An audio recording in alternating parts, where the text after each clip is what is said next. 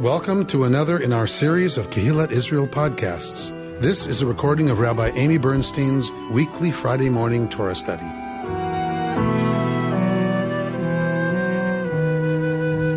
This week we are in Parshat Balak. Often Balak is read with Chukat. It is a double portion. Chukat and Balak are often read together. Usually they're read together. And when we have 4 extra Shabbatot in a year and we need to pull the Parshiot apart, we assign one to each Shabbat. So what that means is when we have a double portion, it means we often don't see a lot of the material in those portions because we only read a tiny bit of them. So we read Chukat last week, we're reading Balak this week, and we're taking Balak and cutting it into thirds because we're reading on the second triennial reading of every parsha. Some parshiot, the meat of the action happens in one portion. So if you cut it in thirds, you're left with, not such a rich collection of stuff going on. Having said that, we're going to dig into a third of the story of Balak and see what we can dig up. Why do we read it in thirds? Because it's too much to read all on an annual cycle, to read the whole portion annually. It's too much. Some people do that, though? Yes. It is an ancient practice to read on a triennial cycle. Then it became normative, like most of our grandparents would have read on an annual cycle. They read the whole parsha each year, but that puts you in synagogue until 1:30 in the afternoon. And our Jews will not do that. They will not do that. So a lot of synagogues read on a triennial cycle. Reconstructionism tends to read on a triennial cycle. But none of that has anything to do with, I could teach whatever I wanted. I could teach y'all whatever I want, right? Does still read the whole portion every week? So I choose to read on a triennial cycle or teach on a triennial cycle, and I have since the beginning, because I noticed that it's very tempting, right? If I'm teaching you Balak, it is very tempting for me to go to the part of the story where there's the donkey, the talking donkey, and the angel, and right, that's the interesting part of the story. That means every time we came here, that's where I would want to go, because it's really hard to sit with other material and go, I got to find something here. But I felt like if I was going to stay honest to the Torah, and if I was going to stay honest to my own learning, it meant if I stayed religiously on a triennial cycle, I was going to have to confront every hunk of Torah, even the stuff I really don't want to deal with.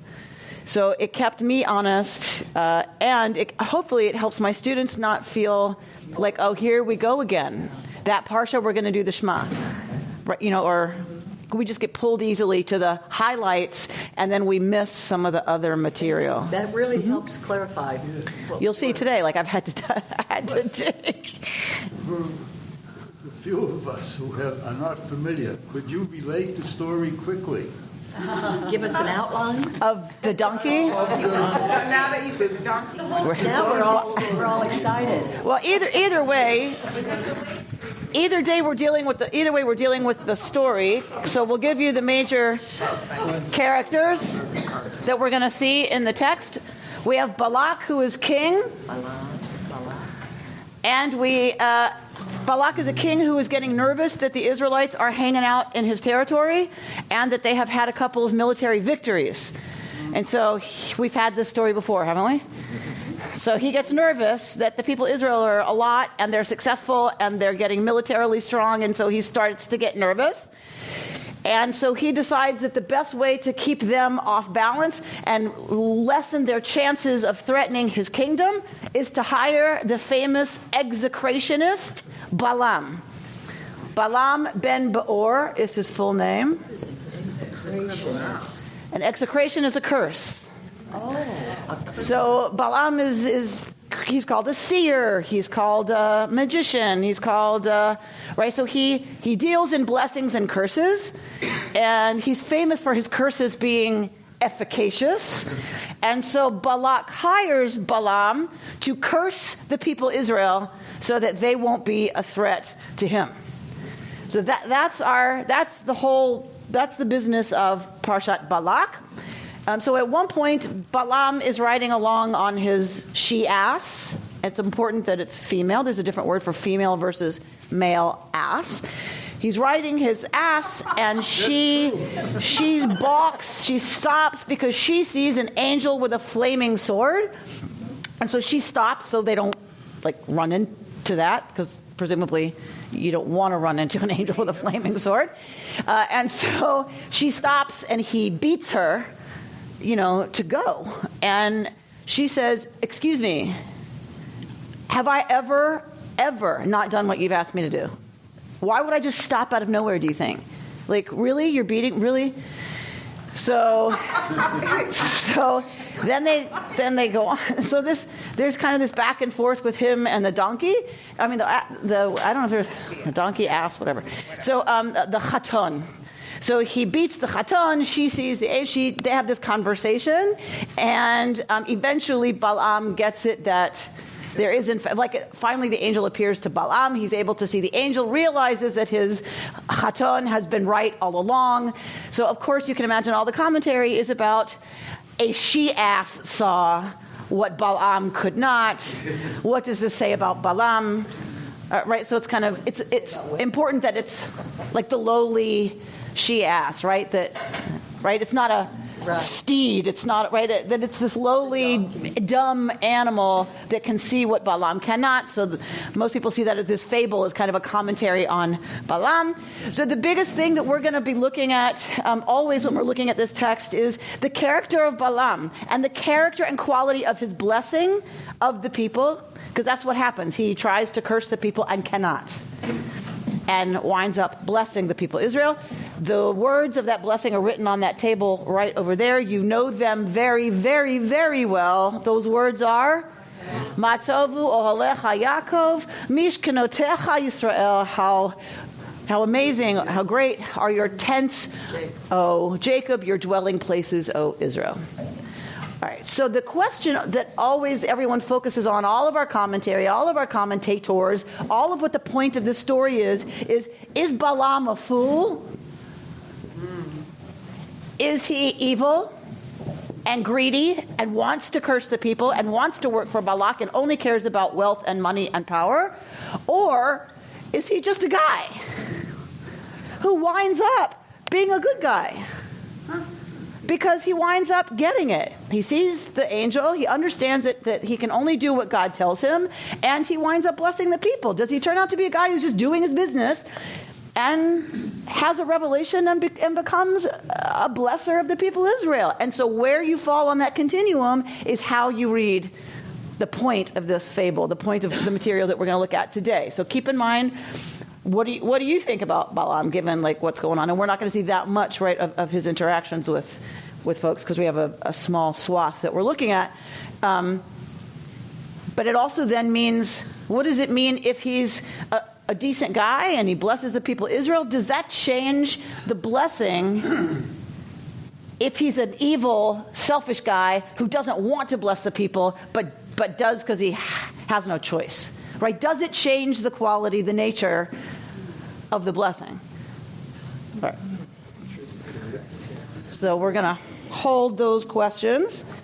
So in other words, is it keva or kavana that matters, right? We've had this conversation before. Is it saying the words, right? And once I release those words, they have their own power in the universe? Or is it my intention in blessing that really carries the good stuff, the power? All right. Something is hurting me. That's great. Thank you. Yeah, my pleasure. All right. Do you think I have a Bible? Hello. Okay. Where are we starting? Somebody starting? Balaam, 39. Yes. Balaam went with Balak, and they came to Kiryat Buzot. Balak sacrificed oxen and sheep and had them served to Balaam and the dignitaries with him. In the morning, Balak took Balaam up to Balmot Baal. From there, he could see a portion of the people. Balaam said to Balak, "Build me 7 altars here and have 7 bulls and 7 rams ready here for me." Balak did as Balaam directed, and Balak and Balaam offered up a bull and a ram on each altar. Then Balaam said to Balak, "Stay here beside your offerings while I am gone. Perhaps the Lord will grant me a manifestation, and whatever he reveals to me, I will tell you." And he went off alone. God manifested himself to Balaam, who said to him, "I have set up 7 altars and offered up a bull and a ram on each altar." And the Lord put a word in Balaam's mouth and said, "Return to Balak and speak thus." So he returned to him and found him standing beside his offerings and all the Moabite dignitaries with him. He took up his theme and said, "From Aram has Balak brought me, Moab's king from the hills of the east. Come curse me, Jacob. Come tell Israel's doom. How can I damn whom God has not damned? How doom when the Lord has not doomed? As I see them from the mountaintops, gaze on them from the heights, there is a people that dwells apart, not reckoned among the nations.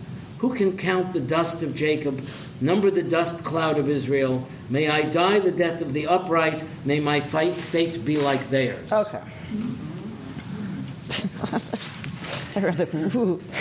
All right, so Balaam went with Balak, and they came to Kiryat Chutzot.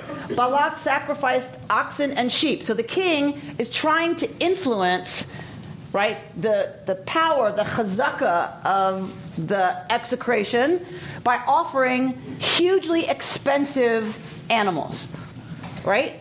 The really, really expensive ones are the bull, right, the really big ones. So taking really expensive animals and offering them, and he went with dignitaries. So this is an official government-sanctioned mission, right? The dignitaries are going with the king. This is an official state execration that's going to happen. And of course that has to be coupled with these offerings so that the gods, all right, are also kind of helping out and are propitiated. And so in the morning, Balak took Balaam up to Bamot Baal. So, of course, we get an idea of what kind of people this is. They worship, right, Baal. And the high place of Baal, which is often a holy place. But from there, he could see a portion of the people. So, presumably, it helps to see what you're about to curse. Right? Like, if you're going to curse, if you can see the object of your... Worked for me. It would work for you. Excellent. If you can see the object of your cursation, then, right, it's a better thing. So Balaam says to Balak, "Build me 7 altars here and have 7 bulls and 7 rams ready here for me." So this is getting hugely expensive, right? But it's also like superpower, right? 7 bulls and 7 rams on 7 altars, right? So we know this number 7. We know the power of the number 7, right? Yes? The number of completion, the number of fullness is the number 7, right? It's a magic number. So of course you're going to have... If you're going to do this all out and you're going to do it right, and you want this curse to hold, 7 altars, 7 bulls, 7 rams. Balak has a lot of money. He's offered Balaam wealth and whatever to do this. So here we see evidence of the wealth of this kingdom.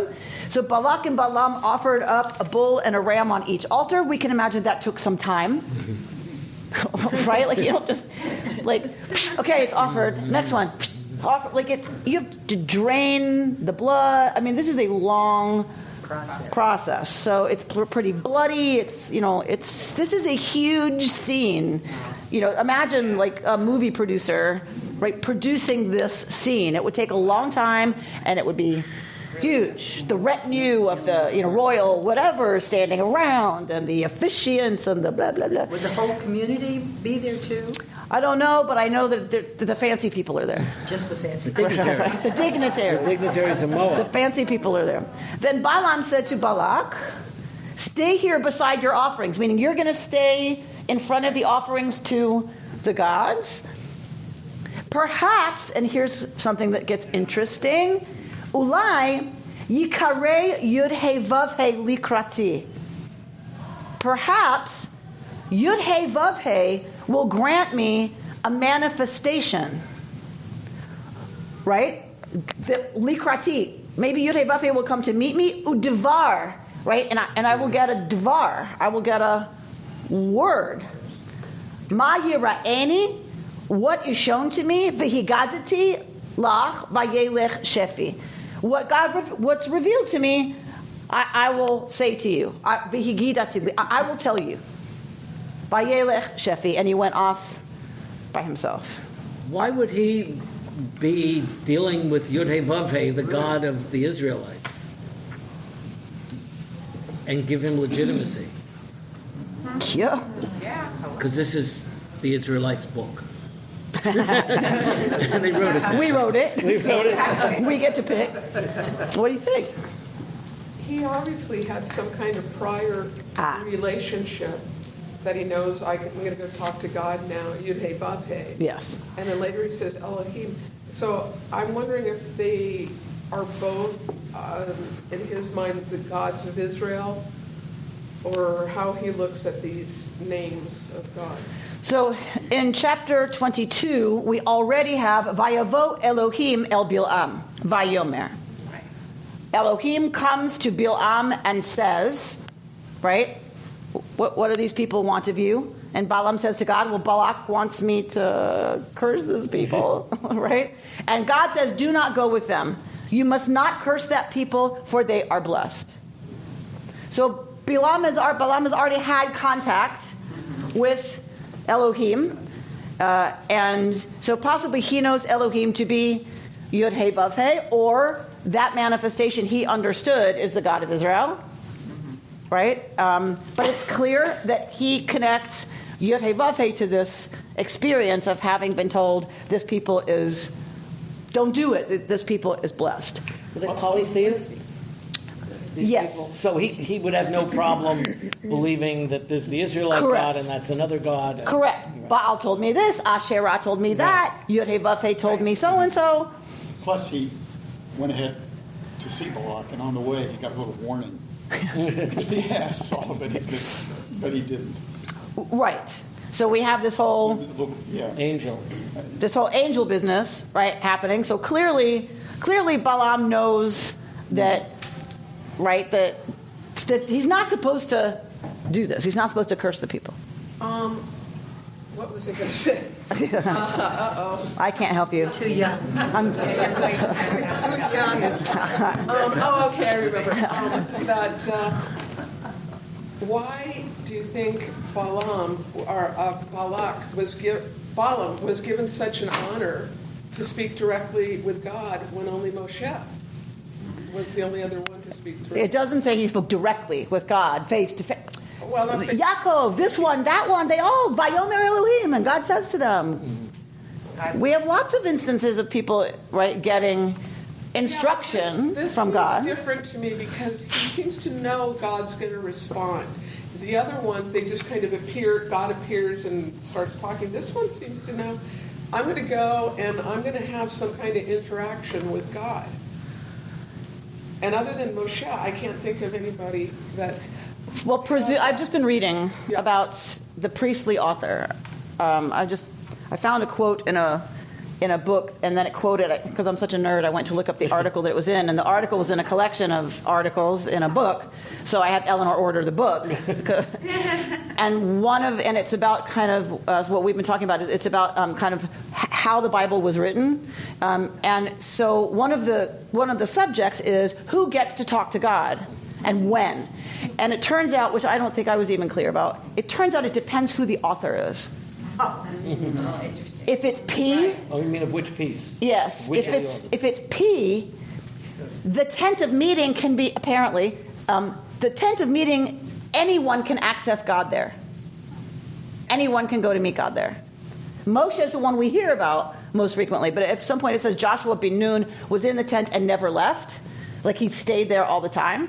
But that anyone could come, and they show a quote from Torah, to come to meet God at the Ohel Moed. So it depends on who the author is as to who has access to a direct encounter with God and when.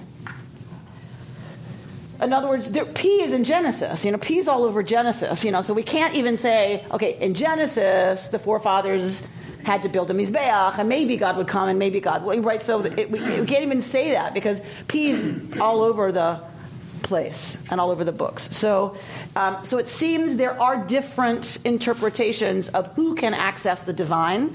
Oh, so I think I misspoke. P would say it has to be at the sanctuary, right? It's only through the sanctuary. God never manifests, God forbid, like talkie. Like it's the other author that has the Ohel Moed be that place of meeting. I think it was E. Who has the Ohel Moed. So P, it's always at the sanctuary, right? And it's always through ritual, and it's always through the priest, and it's always right through this. But the other author says, no, anybody can come to Ohel Moed and encounter the divine. So I think, so a lot of what people talk about with this is, why is Balaam given God's blessing to the people? Like of all the people to pick to bless the people of Israel, why Balaam? Well, he must have credence. So we have, interestingly enough, Balaam ben Beor is attested outside of the Bible. There are not many things we have attested outside of the Torah. Most of our tradition we understand from Torah because most of the material culture is gone in terms of writing and where we would see this stuff. But we do have in the region Balaam ben Beor attested to outside of the Torah, which suggests he is a common figure. So let's say he's a famous, he's Saint Nicholas. Right. He's Santa Claus. Like he's the execration guy, right? That everyone has and knows and loves. Is he a type of person? So if he's this figure, this big, powerful, non-Israelite execrationist figure, now tell me why Torah might put blessings into his mouth. Why? Part of it. Show that you don't have to be a king or a great leader in order to feel something about God and to talk about it. Okay, so certainly you don't have to be Israelite, apparently, to encounter what Israel would call the one God, right? And you don't have to be a king, and you don't have to be fancy pants, right? Okay. To make the story credible. To make what? To make this story credible. To make this story credible. So we need to have the famous guy that everybody knows is a good execrationist and the real deal. Then our story becomes credible. And what does credible mean? What's this about? That you can believe it. That you can believe the story? Yes. Okay, because it's about Balaam, and we all know Balaam. We all know about him.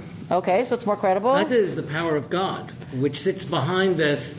This is the same God that split the sea, and now here's the most famous curser coming to curse the people, and that God somehow is their protector in the desert. And, take it a step further. And that shows God is supreme. The one God, the God who's more powerful than all the other things, which is a recurring theme here. And more powerful than? Baal. Baal. Yeah, right. More powerful than Baal. Mm-hmm. More powerful than Balaam ben Beor. You can't get around Yud Hey Vav Hey. Right. It doesn't matter how great an execrationist you are, right? So Dafka, it's not about, I don't think it's about Balaam earning contact with God. I think it is God using Balaam as a tool to say, not only is this people blessed by me, this people is going to be blessed by the most famous non-Israelite execrationist in history. And everybody knows him. Every culture says he's the best. All of Mesopotamia is talking about this guy, right? And so his name is everywhere. So Yud Hey Vav Hey is going to bless God's people, right? Davka through this guy. Yes? So in that sense, it makes sense in that Balaam becomes the tool of God to prove once again that God is the God of everything, and has the power to manifest blessing for Israel or not, independent of any other power, no matter how famous and efficacious that power has been. Well, he established his cloud with seven bulls and 7 rams, getting Balak to do all this thing. So if he's gets to say something positive about the Israelites or about Yehudei Bavei, that's going to have clout with Balak, because Balak just put up a sizable amount of So either Balaam's really stupid, right? Or there's something going on here, because who would be so stupid as to spit in the face of my 7 bulls and rams and whatever to say something against what I hired him to do? He's not an idiot, right? So the bigger all of this gets, right? Think about when God says, I'm hardening Pharaoh's heart. Why? Right. Why does God harden Pharaoh's heart? To show that he's more powerful than Pharaoh. So God gets to do a bunch of plagues. Exactly. God gets to show the Israelites, and probably the Egyptians too, how powerful God is.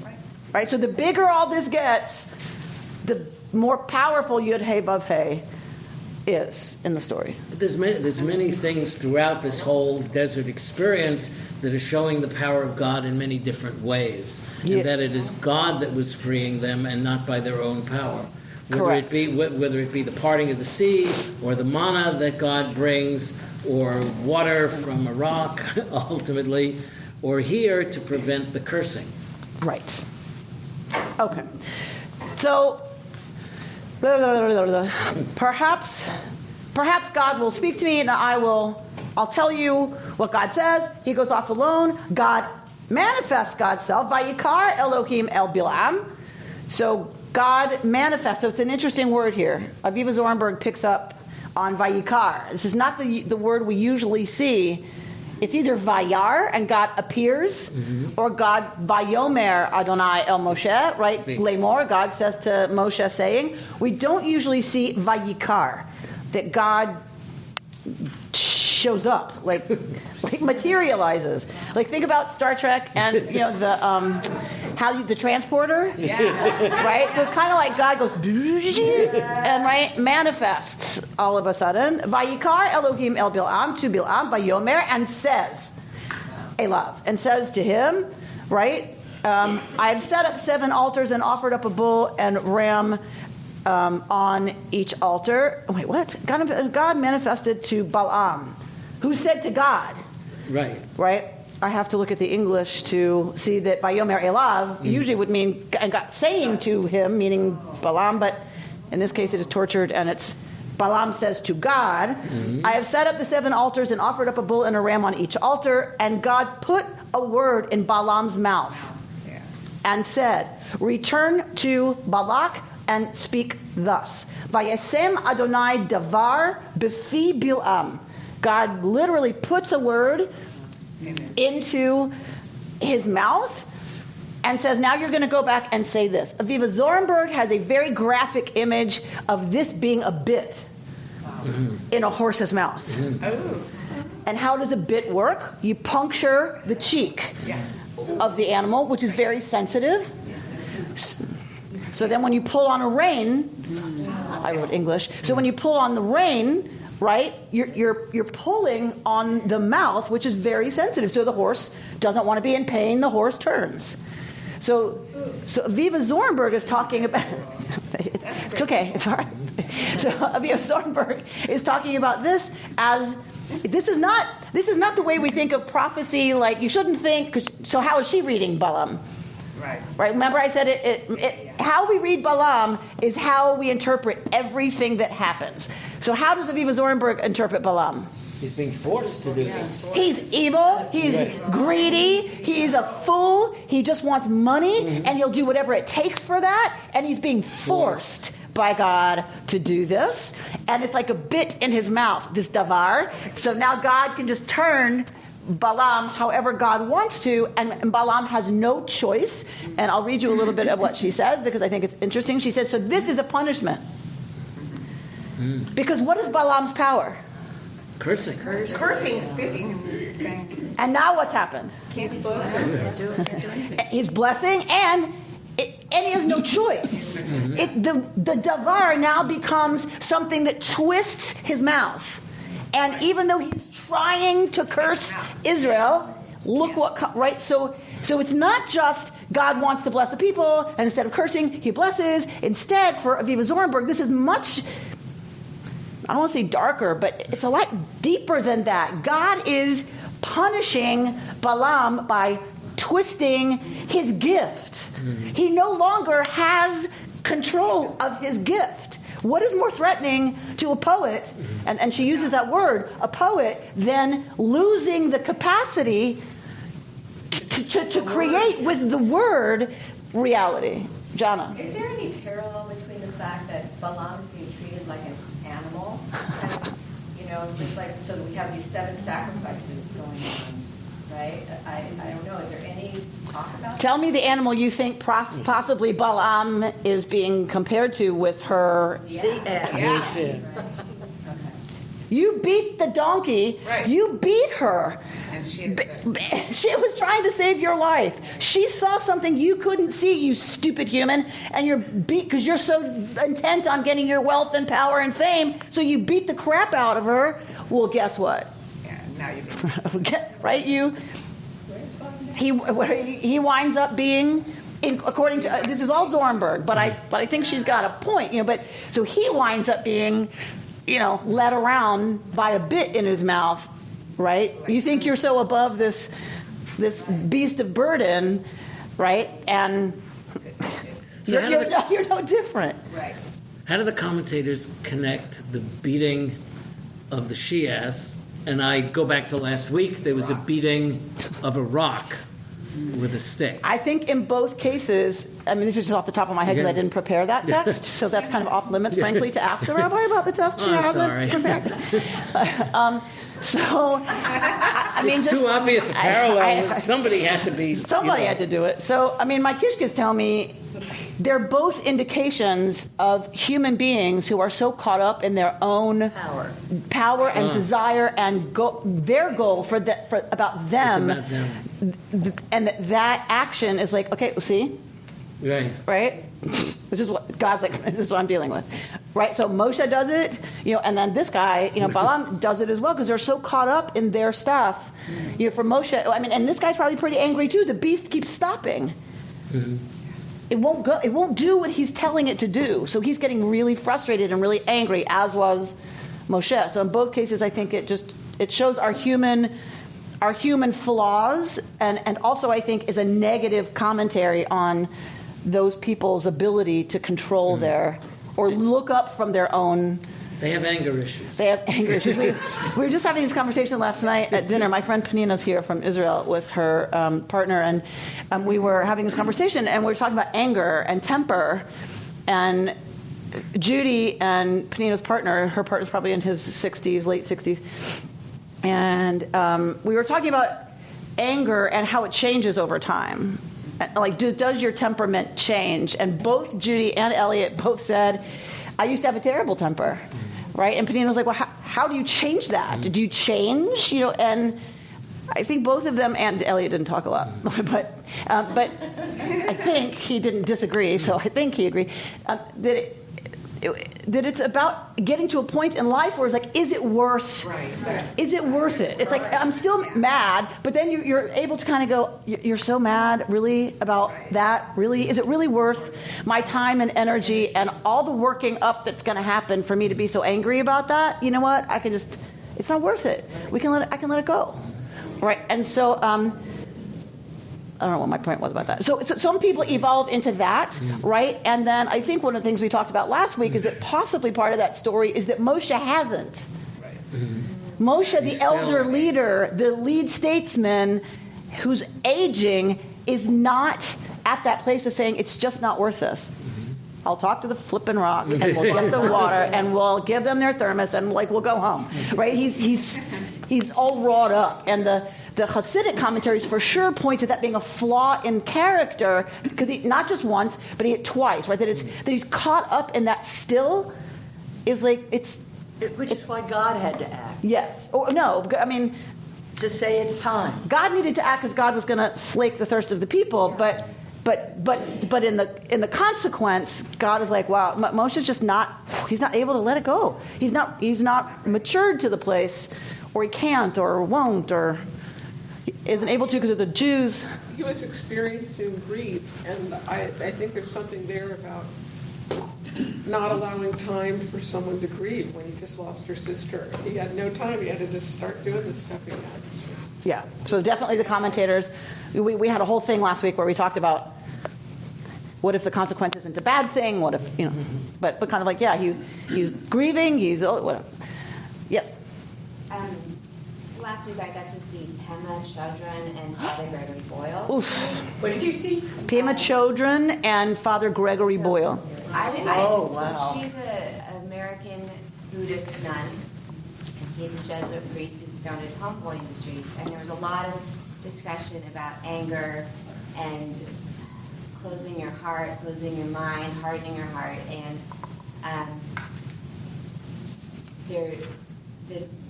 what was sort of her take on things, and she's a very sort of plain-spoken and frank, wise person who said this anger, it's not necessarily an age issue, but it's certainly the goal is, she would say, to not act in anger towards anyone. There's so much hate, there's so much anger, there's so much grief right now. People are expressing, what do I do with all my frustration, all my anger? And she said, if protests come out of anger and hatred and fury, then it's really no different than, or no better than, all the stuff that you're protesting against that is also motivated by closed hearts or closed minds. And you can have whatever actions that you take, the goal is to try to have those be motivated by positive energy, by the desire to alleviate suffering, by love, so that you may be taking the same actions, or maybe your actions will even be better, more impactful than if they're just coming from this anger. So it was not easy to do, but it's like an emotional maturity to try to shift away from the anger and focus on just a positive, I would like to alleviate suffering. How do I do that? And so the other thing I'm going to add is I think people are more committed to that. Often the older they get, and they find it easier to understand even what you just said. Yeah. A lot of young people will go, what are you talking about? I'm taking to the streets. This is not going to happen in my city. Right?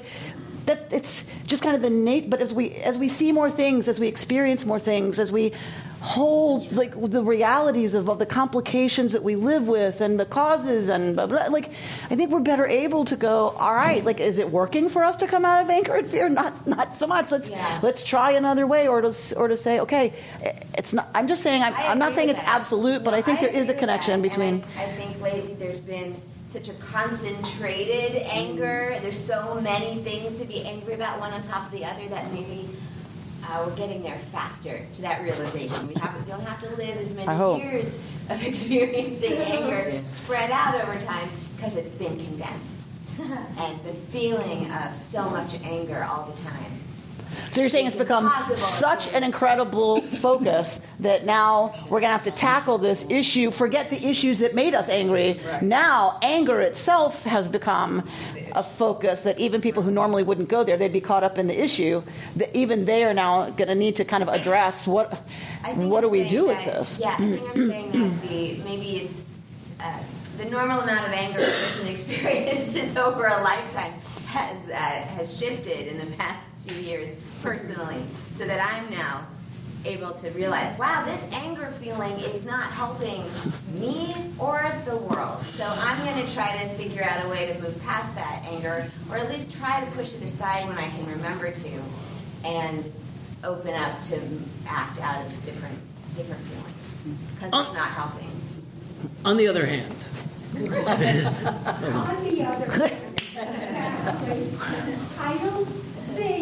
I think it's a sort of ageist kind of thing to presume that because a person is older, they can get past and let go of anger. So I would certainly never presume that just because one is older, all I said was I think often it helps to have experience and exposure to a broader range for a longer time, to have a slightly different ability, to have a different perspective, but not everybody, certainly. Young people can have it too, and older people, I know who you work with, so I know, right? I think it has to do more with wisdom than with age. And because this leads me to think of what happened in Long Beach this past week. If you read in the newspaper, this guy who shot and killed the people in the newspaper. No. The old folks' home. The 77-year-old shot firefighter. He was in a building that was a HUD building for low-income people who are older adults. So it wasn't an old folks' home, but he was 77 years old, and he was angry. He wasn't angry at the fire chief. He was angry at his upstairs neighbor over a long time, and he was 77 years old. So I think to presume that older people are sort of docile and Paula, I would never presume that older people of the people of Israel are docile. I have worked in this business for a really long time. you stop their anger, it's No. dangerous. All right. So, okay, I want to be clear. I'm not presuming that. And maybe you weren't saying that I was. I'm not presuming that. I still am going to go back to, because I get to have the last word. I have the microphone. I really believe it is about wisdom. And I believe that often wisdom is tied to experience and tied to age in a way that's about holding things in a context that is bigger than the immediacy of what we tend to deal with when we're younger. And that's just the way life is. That it's just, there's an openness often, there's a willingness to change one's attitude. Would I rather be happy or right? Yes, exactly. A lot of my life, I needed to be right because I was insecure, right? And so if you're wrong, oh my God, they're going to find out that I'm not really a rabbi. They gave me that piece of paper, but I fooled them all, right? So we dig in, and so all I'm saying is I think sometimes a wider experience, which often comes with time, meaning you get more experience because you've lived a longer time, I think can predispose us, if we're about pursuing it, wisdom. And I frankly I think we've lost that. And I think we live in an ageist culture that doesn't recognize that nearly enough. I'm not suggesting just because you're old this and therefore it's ageism. I think it's the reverse, that we live in a culture that glorifies how hip and cool and into the current moment thing you are, and that's what gives you power and status and all that. And I believe that we've lost the recognition that there is a wisdom and a breadth of experience and a depth of perception that sometimes only comes with time and with having more experience. And I wish we lived in a culture where it was flipped around again, where elders were recognized as people to go to because they have experience and they can help you contextualize your life and your little petty whatever. And it's not petty to you because it's something that's really happening for you. But we've lost the respect for our elders, that they deserve at least the presumption that it's possible that they're right and that they have more wisdom than we have. And it makes me very sad. And I know you want to talk, and I'll get there. And then I'll leave this bird. It's okay. I'll leave it in a minute. But I want to say the other thing is that's really exacerbating this, and the research is showing this, is that young people are now the experts on everything because they are native speakers of technology. I speak with a very thick accent, and the generation above me is working to translate every second.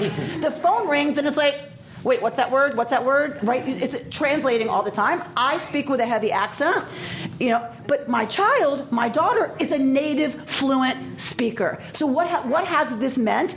If I'm sitting at my computer and I'm frustrated, what does my daughter do? Mom. Mom, move. Let me do it. Right? She gets frustrated watching me not be able to, in 3 seconds, know what needs to happen here. Because for her, it's evident, right? It just, she doesn't have to think about it, right? She's been interacting with technology her whole educational life. So what they're finding in the studies is that our generation, adults, have lost the position of being the teachers and being the carriers of knowledge and wisdom and experience, and the young people are now the experts teaching the older generations, and that has messed up completely the respect relationship. Young people used to have to go to their father and say, how do I do this? Like my carburetor is, or whatever, and so it's a real challenge right now, and a real challenge for our society and for our elders, who I'm becoming one of rapidly, the way it's flipped over, because I think it's totally unhealthy for our society to be looking at young people as the ones with the wisdom or the answers. That is really terrifying. Jody, I know you've been waiting to speak. But in line, which is what you were saying before, as the elders should have wisdom. And I always think about Eric's 8 stages of men. In the end, if you go through the 8 stages, you end up with wisdom. And those that don't end up angry and bitter. There's anger and bitterness. So, and as witnessed by that person who's 77. So, I think it is exactly what we're teaching now, and that the young people might know technology, and they might know what shoe is stiffer or whatever, but really in personal relations and how to approach life and how to deal with life, it is the elders. Because if someone's showing up in the same dress as you at a party, it's not that important. But when you're 13, it's a big deal. It's a catastrophe. What are you talking about? We have to be clear to differentiate knowledge and technology from wisdom. Yes. Of course, because they equate them. They think they're so smart and they know everything because they have this control of technology. It's really scary. And yet, let's not forget that I think respect should be a mutual situation. Of course. When I look at our Parkland teenagers and no, of course, absolutely. There can be wisdom, and it shouldn't be dismissed by any age. No, of course not. Absolutely not. Real quick, I have to respond to what Laura said about anger. Okay. Because part of what the rabbis say is that we all have a Yetzer HaTov and a Yetzer Hara. Yes. And we have a positive and a negative, and part of the negative is anger. Yeah. And that can't be eliminated. The idea is that God put it there for a reason, and the issue is not eliminating these, but how do we channel it into a more positive way. So Judaism is definitely, as I understand it, not pacifist and not trying to eliminate anger, but trying to say, how do we take anger and put it to a better thing? And in that way is very different from Buddhism. Yes, and we're going to do mindfulness meditation in a while, and so I've read a lot of Pema Chodron, and she's fantastic. And I think the way we bring that together is, you're right, we're not Buddhist, right? We're not pacifists. We're not going to say, okay, the goal is to move past whatever. But in mindfulness practice, which she is a practitioner of, I think what we do Jewishly about it is to say, okay, so she has this thing about start where you are and take your seat and just you hold your seat. And so we hold our seat, and when we hold our seat and we get quiet and we sense that anger, if we think about what's happening in our times and that anger is there, the goal is to hold that, to experience that, then to breathe through it, right? And to do exactly that, to focus my attention on committing myself to those right acts in the world that will address the cause of my anger. So that the anger no longer defines my action. Takes you over. It doesn't take me over, but I don't deny it either, right? I sit present with it, but I hopefully work with it in a way that I'm able to get to a place of love and of the soft heart and of, okay, so how do I help alleviate the suffering that all of this business that leads to some of this violence, because the suffering is what leads to violence, and then violence causes more suffering. Right, so it's that horrible. So how do we break that cycle? May I ask a question about Torah that you brought up earlier? About P and the writers, different writers of the Torah. How many different writers have been identified as participating in the writing of the Torah? How are they identified? Most sources agree J, E, P, and D. We've talked about this before. Right. J, E, P, and D. Okay. The Yahwist, the Elohist, the priestly author, and the Deuteronomist. And we've talked about that we've added to P, H, which is the holiness code. The priests who are responding to the early prophets. And are they identified by writing style? Yes. Or use of language? Yes. Which is writing style? Yes. And often what their interest is. All genealogies are P. Okay. This one begat, this one begat, this one begat. This one is always P. Okay. So, so there are some things they know about the agenda of the writer, and some of it is about language and when it's written, and some of it's about language that would have been used in the North versus the South, and imagery that would have been used in the North and not the South. Okay. By the tribal. Why do you think the rabbis decided to give Balak the honor of naming a parsha after him? They don't. They don't. It's not an honor. He's just at all. A topic. No, it's the first word. Oh. Well, they could have broken it up a million different ways. Because it's about Balak. I mean, for them, it's not an honor thing. It's not an honor. At all. Like, it's really just about the first words of that parsha are how you identify the hunk that starts with Balak. Yeah. For them, it's not about honor. Do you have any idea when, in the course of the 40 years in the desert, this happened? We're now in the last 2 years. 38 years. We're in the very end of the desert experience, because 38 years goes silently. We jumped. Last week, we jumped 38 years. Okay. So, Aviva Zorenberg says, stay with me. Stay with me. She's tough, so stay with me. So, she goes to this word ta'am, that God placed a vayasem, right? God places this davar in his mouth, right? She says vayasem has the meaning of organizing or ordering. And she goes to the Sfat Emet, who says that the righteous are characterized by an ability to transform their prophetic message for the better. And it's all about language, meaning God just gives you the kernel as the prophet. You as the prophet have the gift of taking that message, using your gift of language, and therefore enhancing the blessing or the experience by how you, the prophet, talk about it, right? Or deliver that message. Moses is implicitly the archetype of this creative power. So Sfat Emet uses the word ta'amim to make this point about transformations of meaning. Ta'amim refers to taste, meaning, sense, punctuation marks, cantillation marks. The ta'am can turn the sense of the words from one extreme to the other. And what she's going to say, if you look at the book of Job, it says, what is the fate of the wicked? God takes away the ta'am of elders. So what would most frustrate an elder would be to lose the capacity to express wisdom, to express meaning, right? To express all of that, because that's their bailiwick. So she says about Balaam, if he has lost the ta'am of language, its taste in the mouth, he has become an automaton.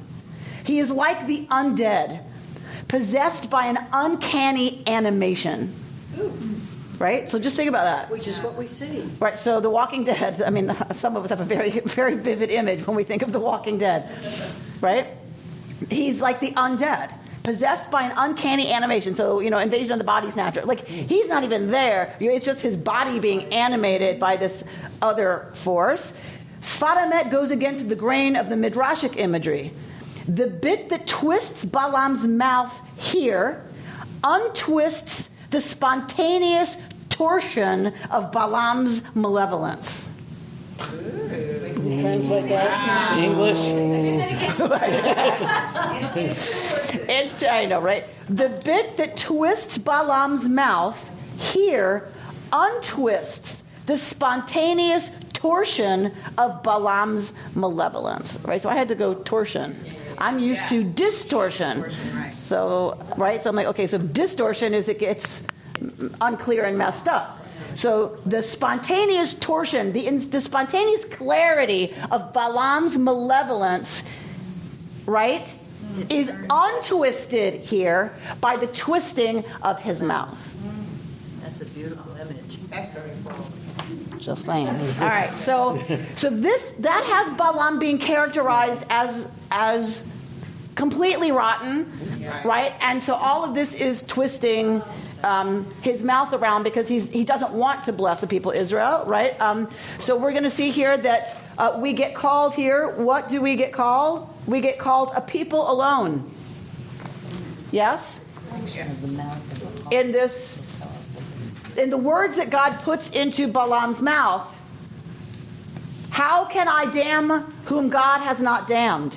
How doom when God has not doomed? As I see them from the mountaintops, verse 9, gaze on them from the heights. There is a people that dwells apart, not reckoned among the nations. What's that? Our history. Our history is right. Okay, well, now we would read it that way. What does it mean when we're at... Well, they're just coming out of the desert. Yeah, they've been in the desert. So they've been alone. Well, yeah, but that's what the writer's imagining. What is the writer? Why would the writer pick this image? We haven't had that history be kicked out of everywhere yet. No, the author doesn't know that history. But doesn't this get to the idea of specialness or chosenness, that this is God's people? They're not a people like any other nation? No, that's what I'm asking. Different from the multiple God worshippers. Okay, so we are dwell alone because we're not polytheists? Okay. Wasn't that the interpretation that all the rules of kashrut and what have you was to separate the Israelites from the people in Canaan? To separate and make them different. So that our being distinct at that time is already saying we're wanting to be a people that is alone, apart. Apart. Okay? Or at least separate. It was written during the exile.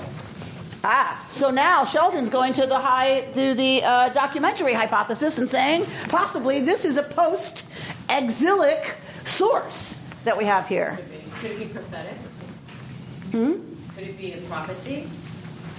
If you believe in prophecy, then that's a possibility. Yeah, but otherwise, what?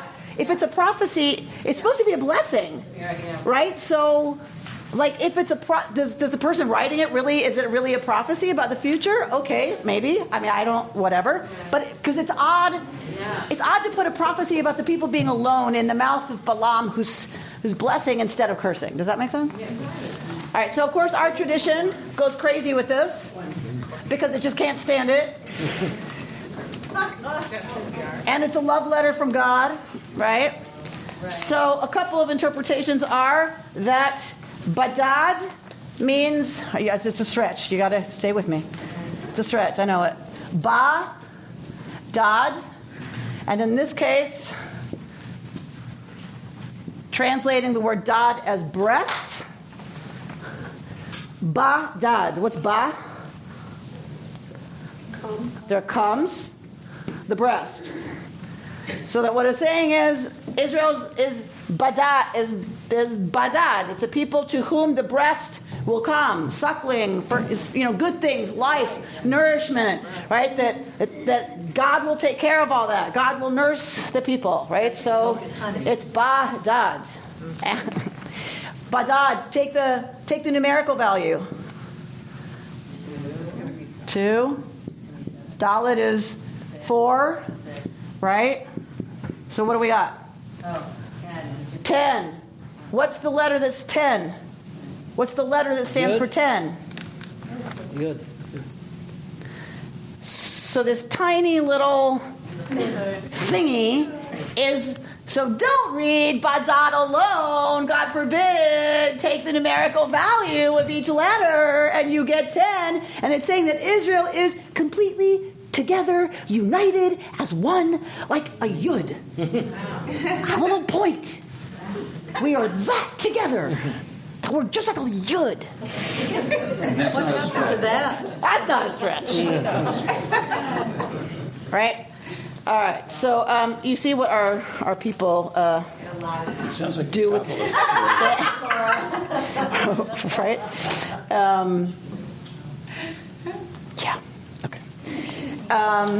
You got the handout? Yes. Do I have one? Carol, can I borrow someone's, and then if you'll share, I'll give it back to you. Blessed and a source of blessing. This is Rabbi Bradley Shavit Artson. So he talks about every year we read the remarkable story of the Gentile king Balak, blah, blah, blah, blah, blah, blah, blah. Come down to Balak demands, right? Balak demands that Balaam curse the Jews so that they will be easier to defeat in battle. Now, watch how he's going to read this, right? It all depends how you read Balaam. Faithful to God, Balaam explains that he cannot curse or bless without first receiving divine authorization. When he asks God what to do, God tells him, do not curse the people, ki varuchu, for it is blessed. What is God really saying about us? In what way are the Jewish people baruch, blessed? The medieval commentary Lekach Tov understands this phrase to mean that we are blessed because of the zechut avot, the righteous deeds of the patriarchs and the matriarchs, our ancestors. Their goodness was such that God blessed us with an irrevocable blessing. We, their later descendants, benefit from their blessing to this day, right? Because the question has to be, you can't bless them, you can't curse them, for they are already blessed. Well, what does that mean? right? So, in this case, he quotes Lekach Tov, and Lekach Tov says they are blessed because of the deeds of their ancestors, the righteousness and goodness of their ancestors, meaning they didn't earn it. It's not about them, but they're descendants, and so because we are B'nai Yisrael, the children of the descendants of Israel, we are blessed. It's just how it is. Another related way to understand this verse is to ask ourselves in what way we are blessed. It does sound like God is saying that there is some intrinsic blessing with which we are imbued. How are the Jews blessed? We are blessed with a rich memory, he says. As a people, we enjoy a continuous identity stretching back to the very earliest layers of human history. From Abraham and Sarah down to the youngest Jewish baby alive today, we know where we come from, and we know who we are. In an age of rootlessness, in a time of confusion about identity, we Jews have the luxury of knowing our beginnings and of identifying with our rich and vivid history, our varied history. As the Pesach Haggadah urges, each generation understands the history of the Jews not merely as something from the past, but as something informing our own identity today. We were freed from Egypt. We fashioned the Talmud. We explored the depths of Jewish philosophy and Kabbalah. We enjoyed the modern fruits of emancipation and of Zionism. Right? So to say we, not they did that, but we. Someone just called me, I told you I was getting some hate mail for that e-blast that I sent out about the children at the border. And so one of the guys, thankfully, wasn't hateful, but he said, this is really distressing to me, blah, blah, blah, blah, blah. Can I come in and talk to you to clear the air and to get your perspective? I said, I said to him, look. He goes, because I disagree, and I said, look, our holiest collection of stuff is the Talmud. It's one of our greatest collections of holy literature, and it's all arguing. It's all rabbis arguing with rabbis who are already dead. Right? They argue 3 generations back. We can't stop arguing. I said, for us, that's a holy endeavor, right? And I think that's what he means here. I didn't say, well, our ancestors who wrote the Talmud would say. Right? I said, we are the people of the Talmud. It's alive. This is who we are, and just to be able to say stuff like that and mean it and believe it and experience it is something that many people in our society today don't have. They're so unrooted, including my own daughter. I get it, but it's I think he's 100% right. What it means to be part of a people gives us a sense of we that is continuous for thousands of years, and that is truly a blessing. I couldn't agree more. We are blessed with a wise and profound way of life. Not only do we have a history that is ancient and continuing, but we also have a way of life that is rich and rewarding. The cycle of Shabbat, holy days, and festivals adds shape and texture to our week and years, allowing us to rejoice with our loved ones and to create precious occasions to cherish and enjoy. Drop down, linked as they are to ethical values and religious expression. Their beauty is enhanced by moral depth and by great insights to be learned anew, right? So that we get carried through, a bunch of holidays and practices and sacred times that are connected for us to ethics and values and practices that make us, hopefully, a better people and make us each better people. And that's a blessing too, that we don't get to pick, is it Pesach time or not? Are we going to do Pesach or not? Should we do that next September? Well, can we clear the calendar? It's Pesach. So you find a place to go be about this stuff at Pesach, that Pesach teaches us. We chose that route to attach ourselves to, wanted that basis. Right. Because we didn't feel it before. Right. And I think many people feel that way. But I see a terrible discontinuity between what we're supposedly blessed with and things that are going on in Israel and the situation there. Mm-hmm. And reconciling that discontinuity is very difficult. We are blessed with being the messengers of God's love and justice. Our religious tradition harnesses beautiful ritual for the sake of ethical rigor. By teaching us to care for the sick, to feed the hungry, to shelter the homeless, to care for the earth, our religion offers a message as vital now as it was when it was first articulated. Amen. Go to his last paragraph. The way we live our lives then must be measured not only by our ritual observances, important as they are, but also by how we embody the ethical mitzvot, by shouldering the burdens that weigh others down, by conducting our business lives in an honorable and productive fashion, by embodying patience and compassion in all we do. We live up to Balaam's and God's high expectations. Are we a blessing? Are you? Shabbat Shalom. You've been listening to Rabbi Amy Bernstein's Friday morning Torah study from Kehillat Israel in Pacific Palisades, California. For more information, go to our website, www.ourki.org.